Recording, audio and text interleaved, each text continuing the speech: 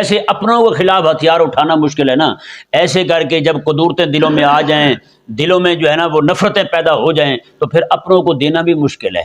ہاں جی، قربانی کے گوشت کے کتنے حصے رکھے گئے ہیں ابھی؟ 3 حصے ہیں۔ پہلا کس کا ہے؟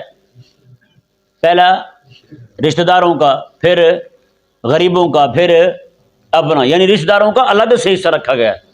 بتائیں نا آج ہم رشتہ داروں کو کتنا گوشت دیتے ہیں، اپنوں کو کتنا گوشت دیتے ہیں؟ ہم دائیں بائیں بانٹتے پھرتے ہیں، لوگوں کے دروازے کھٹکا کر تو آگے کہہ رہا ہوں بھائی قربانی کیا ہم نے، انہوں نے کہا نہیں کہ پھر بھی رکھے، آپ نے کٹا کیا تھا، ہم بکرا دے رہے ہیں آپ کو، لہذا رکھیں۔ آپ دھکے سے دے رہے ہوتے ہیں۔ اپنوں کو دینا بہت بھاری ہوتا ہے، طبیعت پر، نفس پر بہت بھاری ہے۔ اس لیے میرے کریم آقا صلی اللہ علیہ وآلہ وسلم نے حضرت مولا علی رضی اللہ عنہ کی حدیث پاک میں زیادہ اجر بیان کیا گیا ہے اپنوں کو دینے میں۔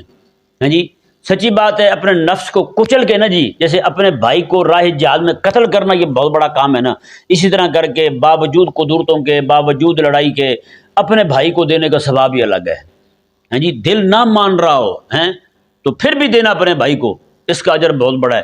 اللہ تبارک و تعالی ہمیں اس بات پر عمل کرنے کی توفیق عطا فرمائے۔